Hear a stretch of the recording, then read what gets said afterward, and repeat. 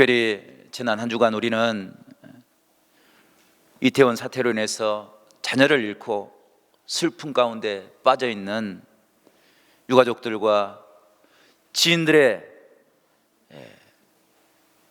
어려운 소식을 듣고 충격에 빠진 많은 사람들을 바라보며 주님의 위로가 있기를 기도하며 살아왔습니다. 온 나라가 큰 혼란 가운데서 힘들고 어려운 시간들을 보내고 있습니다. 안타까운 것은 이런 고통의 시간에 온 백성들이 하나 되어서 슬픔에 빠진 사람들을 위로하지 못하는 그런 모습을 보고 너무나도 안타깝다라는 생각을 갖습니다. 그런 우리들의 모습들을 보면서 이 시대를 향한 우리 교회가 감당해야 될 사명이 무엇인가를 고민하며 한 주간을 보냈습니다. 성도 여러분, 우리가 주님께 받은 은혜가 있기에 우리가 잃어버렸던 사명을 회복함으로 세상을 위로하는 사명, 하나님의 구원자 되심의 은혜를 이 땅에 증거하며 살아가는 우리 모두가 될 수 있기를 바랍니다. 위로가 필요한 시기입니다. 기도가 필요한 시기입니다. 우리 모두가 함께 깨어 기도함으로 이 땅의 아픔을 우리가 함께 짊어짐으로 이 땅에 하나님의 복음의 역사를 다시 한번 세워나갈 수 있는 귀한 은혜가 우리 가운데 있기를 간절히 바랍니다. 이 사명을 기억하면서 우리 옆에 분들과 먼저 믿음의 인사를 나누겠습니다. 지금 우리가 깨어 기도할 때입니다. 우리의 사명을 회복합시다. 위로의 사명을 감당합시다. 아멘. 성도 여러분, 우리가 다른 사람들보다 먼저 주의 은혜를 깨닫고 믿음의 자리에 선 것은 우리만 위로받고 우리만 감사하는 기쁨의 삶을 살기 위해서 우리를 먼저 선택한 것이 아닙니다. 우리로 하여금 세상을 바라보면서 그 하나님의 은혜, 나를 구원하셨던 그 은혜의 감격을 나누어주고 베풀며 살아가라고 우리를 선택하신 것입니다. 오늘은 근래에 만들어진 그리고 많은 사람들이 읽고 있는 동화 하나를 소개하면서 설교를 시작하고자 합니다. 이 동화는 호주의 자연주의 작가인 나타니엘 리첸메이어라는 작가가 쓴 동화입니다. 이 동화의 제목은 부러진 부리입니다. 이 동화의 주인공은 꼬마 참새입니다. 꼬마 참새가 공원 나무에서 살면서 사람들이 던져주는 빵 부스러기를 주워 먹고 살았습니다. 그런데 어느 날 이 꼬마 참새에게 불행이 찾아왔습니다. 공원에 떨어진 빵 부스러기를 주워 먹다가 아직 여물지 않는 부리가 부러지고 말았습니다. 너무나도 큰 충격에 당황한 사건에 직면했을 때 주변의 사람들이 응원해주고 동정해 주었으면 좋았을 텐데 아무도 그를 뒤돌아보지 않았습니다. 오히려 부러진 그 불의로 인해서 꼬마 참새는 참새들 세계에서 왕따를 당했습니다. 춥고 배고프고 외로운 존재가 되었습니다. 먹지 못하고 야이어갔습니다. 씻지도 못하고 그런 생활을 지내고 있을 때 주변의 참새들은 그를 향해서 더럽다고 게으른 참새라고 그를 오히려 비난했습니다. 그런데 어느 날 뜻밖에도 그에게 손을 내민 한 사람이 있었습니다. 그의 손 위에 빵이 놓여져 있었습니다. 그 손의 주인공은 집을 나와서 떠돌이 생활을 하고 있는 노숙자 아저씨였습니다. 그분은 꼬마 참새를 향해서 너도 나와 같은 처지인 모양이지 라고 말하고 웃었습니다. 노숙자 아저씨가 내미는 따뜻한 빵을 먹으며 오랜만에 참새는 행복을 느꼈습니다. 너도 나와 같은 처지라는 그런 말을 듣고 꼬마 참새는 마음이 뭉클했습니다. 꼬마 참새는 빵을 먹은 것이 아니라 사랑을 먹었습니다. 그날 밤 아저씨와 꼬마 참새는 처음으로 행복한 밤을 지냈습니다. 아저씨는 여전히 공원 벤치에서 무릎을 세우고 몸을 웅크리고 밤을 지냈지만 지난 밤처럼 추위에 시달리지 않았습니다. 왜냐하면 작은 꼬마 참새가 그의 품에 안겨져 있었기 때문입니다. 아저씨는 그 참새의 깃털을 쓸어주면서 이렇게 이야기했습니다. 잘 자야 해, 내일을 위해서. 잘 자야 해, 내일을 위해서라고 속삭였습니다. 꼬마 참새도 부드럽게 그리고 힘차게 대답했습니다. 잭. 그날 밤 아저씨는 꿈을 꾸었습니다. 가족들의 환영을 받으면서 집으로 돌아가는 꿈을 꾸었습니다. 그리고 참새도 꿈을 꾸었는데 부러진 부리가 다시 반듯하게 회복되는, 그래서 친구들과 함께 어울리는 꿈을 꾸었다는 이야기입니다. 저는 이 짧은 동화를 읽으면서 참된 위로가 무엇일까라는 생각을 해보았습니다. 노숙자 아저씨가 건넨 두 마디, 그 말은 부리를 잃어버리고 부러진 그 부리를 가지고 살아가는 꼬마의 참새에게 큰 위로가 되었습니다. 너도 나와 같은 모양이지? 잘 자야 해, 내일을 위해서. 오늘을 잘 자야지 내일을 살아갈 수 있다는 그런 소망을 향한 그런 이야기가 그 참새에게는 아름다운 꿈을 만들었고 함께 행복을 나눌 수 있는 그런 은혜가 되었던 것입니다. 오늘 우리가 읽었던 로마서 12장은 로마서 전체로 보게 되면 특별한 의미를 가진 그런 장입니다. 로마서는 사도 바울이 초대교회와 그 교회에 속한 성도들이 지켜야 될 교리와 사명에 대한 교훈을 기록하고 있습니다.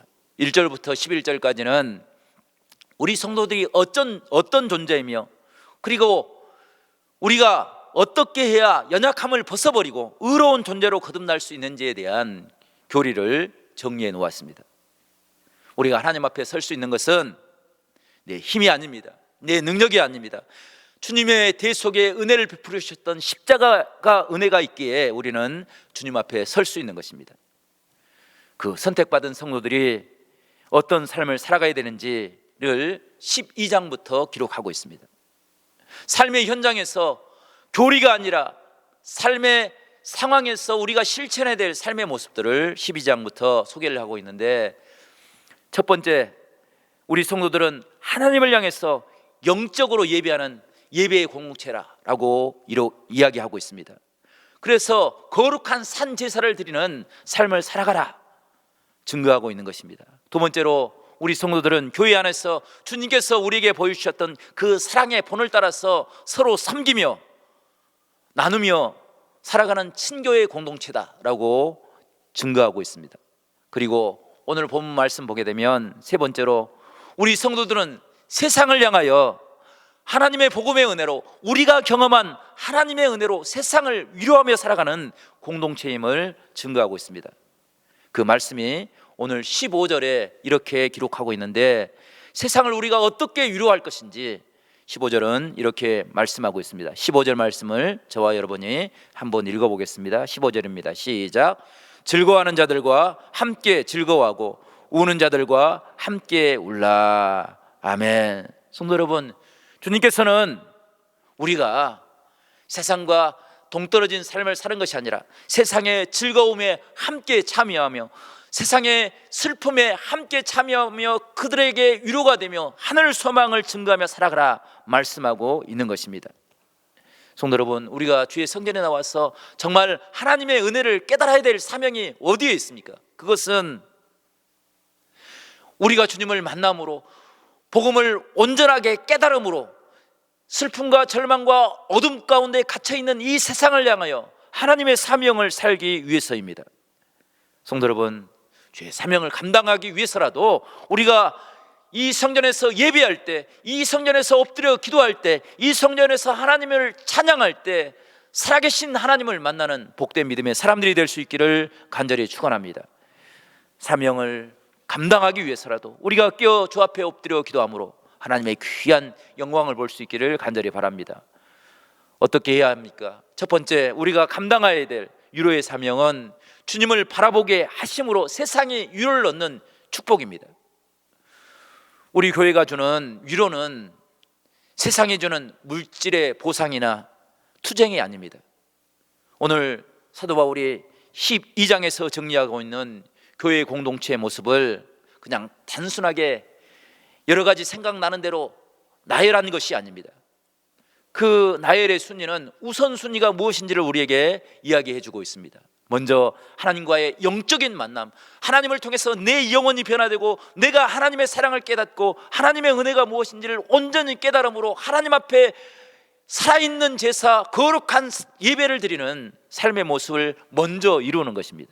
뿐만 아니라 우리 성도들이 힘들고 어려운 순간을 당하고 어려움에 빠져 있을 때 함께 기도함으로 우리가 한 가족임을, 주님의 사랑 안에서 하나님을 깨닫게 함으로 정말로 참된 위로가 무엇인지를 우리 공동체 안에서 먼저 회복하는 것입니다. 그리고 그 축복을 가지고 세상으로 나가서 하나님의 축복의 통로가 되는 것, 하나님의 위로하심으로 세상의 슬픔과 즐거움에 참여하는 것, 그것이 세상을 향한 위로라라고 성경은 우리에게 이야기해 주고 있습니다. 위로라는 말을 영어 성경에서 단어를 찾아보면 컴포트라는 단어를 사용하고 있습니다. 이 컴이라는 말은 함께라는 접두사입니다. 포트라는 말은 힘을 돋운다라는 의미입니다. 함께 있음으로, 함께 사랑을 나눔으로, 함께 은혜를 나눔으로 절망에 빠져 있는 사람들에게 힘을 돋아주는 것, 그것이 위로의 모습이다라고 말씀합니다. 성도 여러분, 그런데 그 위로가 어디서 오는 것입니까? 사람의 말로, 사람의 생각으로 위로가 오는 것입니까?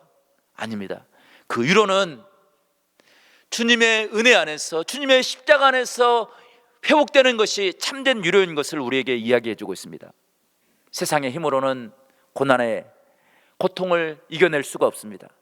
하지만 주님의 품 안에 있을 때 고난의 밤이 아무리 어둡고 고통의 무게가 아무리 견디기 힘들다 할지라도 그 모든 것들을 이겨낼 수 있는 능력이 우리에게 임하는 줄로 믿습니다. 그러므로 많은 사람들이 고난의 순간에 살아계신 하나님을 바라보려고, 주님의 얼굴을 바라보려고 찬양하며 살아왔습니다. 괴로울 때 주님의 얼굴 보라, 평화의 주님 바라보아라. 세상에서 시달린 친구들아, 위로의 주님 바라보아라. 눈을 들어 주를 보라. 내 모든 염려 주께 맡겨라. 슬플 때에 주님의 얼굴 보라. 사랑의 주님 안식 주리라. 눈을 들어 주를 보라. 내 모든 염려 주께 맡겨라. 슬플 때에 주님의 얼굴 보라. 사랑의 주님 안식 주리라. 아멘. 성도 여러분, 괴로울 때, 우리가 감당할 수 없는 일을 만났을 때 절망하며 좌절하며 포기하며 사는 것이 아니라 주님의 얼굴을 바라봄으로, 위로의 주님을 바라봄으로 주님께서 주시는 안식으로 세상을 승리하며 살아갈 수 있기를 간절히 축원합니다. 그 말씀을 데살로니가전서 4장 18절은 우리에게 이렇게 증거하고 있습니다. 그러므로 이러한 말로 서로 위로하라. 그러므로 이러한 말로 서로 위로하라. 세상 가운데 우리가 견딜 수 없는 아픔과 고통을 당할 때 우리가 감당할 수 없기에, 그러므로 이러한 말로 주님께서 우리에게 허락하시는 부활의 은혜, 십자가의 은혜, 하나님께서 허락하시는 긍휼의 은총을 붙잡고 서로 위로하며 살아가라 말씀하고 있는 것입니다. 성도 여러분, 세상에 말로 위로할 수 있는 일도 있지만 세상의 이야기로 위로할 수 없는 고통의 순간들이 우리 가운데 있을 때가 있습니다. 그때 참된 위로를 얻기 위해서 십자가를 지시고 우리에게 고난 가운데 소망을 선언하신 주님의 은혜를 기억하며 살아갈 수 있는 우리 모두가 될 수 있기를 간절히 축복합니다. 부러진 부리를 가진 참새가 아저씨가 이야기했던 그 이야기를 가지고 위로를 얻었습니다. 잘 자라고, 내일을 위해서 잘 자라고, 소망을 품고 자라고, 다시 일어나서 하루를 살아갈 수 있는 힘과 용기를 얻기 위해서 잘 자라고, 소망이 있기에 다시 일어나서 새로운 꿈을 꿀 수가 있는 것입니다. 이것이 주님께서 우리에게 허락하신 부활의 은혜입니다. 이 은혜가 우리에게 필요하다는 것을 우리는 깊이 깨닫습니다. 성도 여러분, 함께 기도함으로 이 위로의 역사를 우리 모두가 감당하며 살아갈 수 있기를 간절히 축원합니다. 영국의 빅토리아 여왕이 다스리던 시대에 한 신하의 아내가 오랫동안 임신해서 출산을 기다리면서 여러 가지 힘들고 어려운 시간들을 보냈습니다. 그런데 불행하게도 그 아내는 아이를 건강하게 출산하지 못하고 유산을 하고 말았습니다. 아이를 잃고 삶의 의욕을 상실하고 죽음을 생각하며 깊은 우울증에 잠겨 있었습니다. 이 이야기를 들은 빅토리아 여왕이 그녀를 찾아갔습니다. 그런데 이 여왕의 방문 이후에 그 신하의 아내는 놀랍게도 회복되어서 일상을 회복할 수 있었습니다. 주변의 사람들이 그 여인의 회복된 모습을 보고 놀라서 물었습니다. 도대체 빅토리아 여왕이 와서 무슨 말을 해주었기에 당신이 그 우울증을, 그 삶의 절망을 이겨내고 다시 일어설 수 있었냐고 물어보았습니다. 그때 그 아내가 이렇게 이야기해 주었습니다. 여왕은 나를 찾아와서 내 손을 붙잡아 주었습니다. 그리고 한마디 이야기해 주었습니다. 당신의 마음이 어떤지 내가 알아요. 이 말이 전부였습니다. 그 말을 듣는 순간 그 아내는 얼마 전에 빅토리아 여왕도 임신 중에 유산을 하고 깊은 어려움 가운데 빠져 있었다는 사실을 깨닫게 되었습니다. 그 아픔을 알기에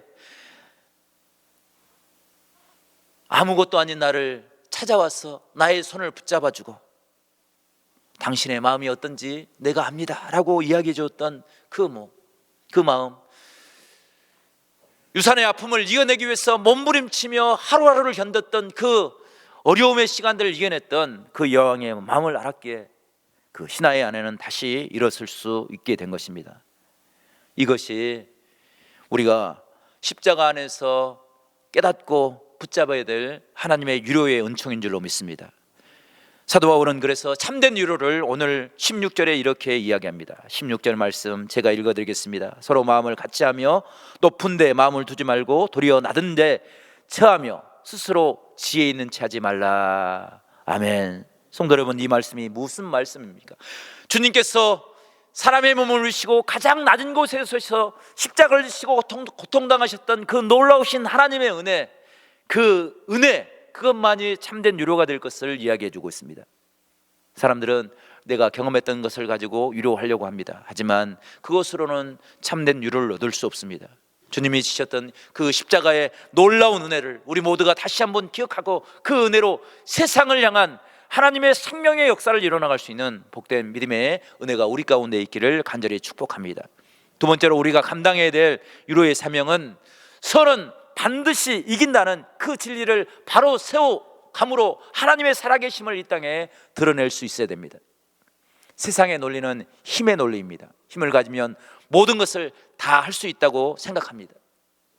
힘을 가지고 있으면 자기가 책임져야 될 것도 남에게 미룰 수 있다고 생각합니다. 그래서 힘이 다스리는 세상은 부조리합니다. 말도 안 되는 아픔과 고통을 겪으면서도 토로할 수 없는 것이 세상의 아픔과 고통입니다. 그래서 부조리함을 경험하는 사람들이 탄식하며 이놈의 세상이 망해버렸으면 좋겠다고 그렇게 불평하고 욕하는 사람들을 보게 됩니다. 하지만 그 분노만으로는 세상을 바로잡을 수가 없습니다. 그럴 때일수록 이 땅에 참된 선의 모습이 무엇인지를 바로 세워 나감으로 다시는 그런 일들이 우리 가운데 이루어지지 않도록 하나님의 선함을 이 땅에 드러내야 될 줄로 믿습니다. 그래서 사도 바울은 21절에 이렇게 선언합니다. 악에 지지 말고 선으로 악을 이기라. 악에 지지 말고 선으로 악을 이겨서 악이 이 땅에 발을 붙일 수 없도록 선화의 모습을 확장해 나가라고 말씀하고 있는 것입니다. 우리는 지난 10월 29일 날 156명의 젊은이들을 잃어버리고 말았습니다.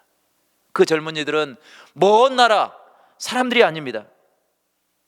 우리 광주에서도 전남 지역에서도 8명의 사상자가 나왔습니다. 그들은 우리 자식들의 친구들이고 우리 후배들이고 우리 자식들의 선배들이고 우리 자녀들입니다. 그 참사를 지켜보면서 세월호 사태와 같이 다시 패배의식으로 절망으로 어둠 속으로 우리의 삶을 밀어넣지 말아야 됩니다. 이 참사를 바라보면서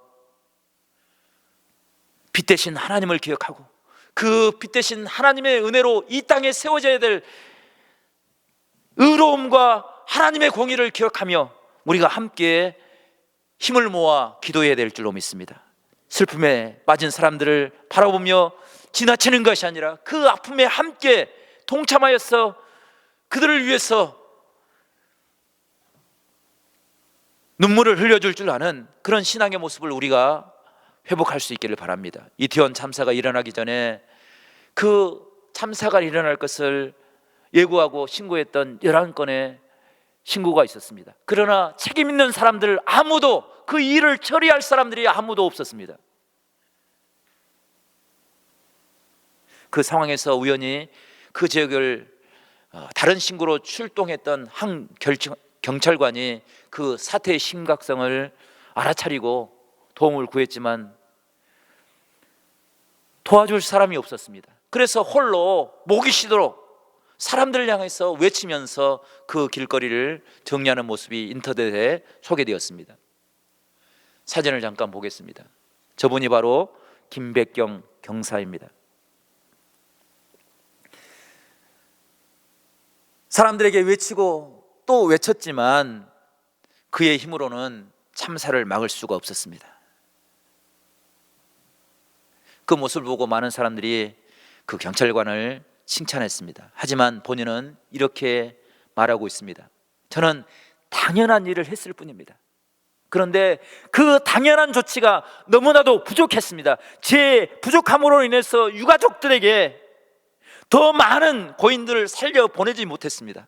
그래서 너무 죄송하고 면목이 없습니다 라고 고백했습니다.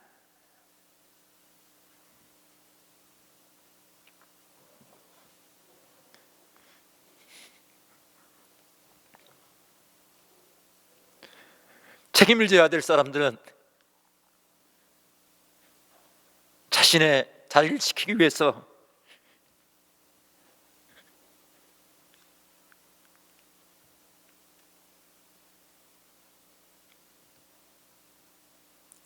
이리 핑계 저리 핑계 대면서 자신의 살 길을 찾아 나가고 있습니다. 정말로 그 죽음의 순간을 막으려고 노력했던 사람은 가슴을 치면서 내가 더 많은 사람들을 살려내지 못했다고 죄송하다고 사죄를 하고 있습니다.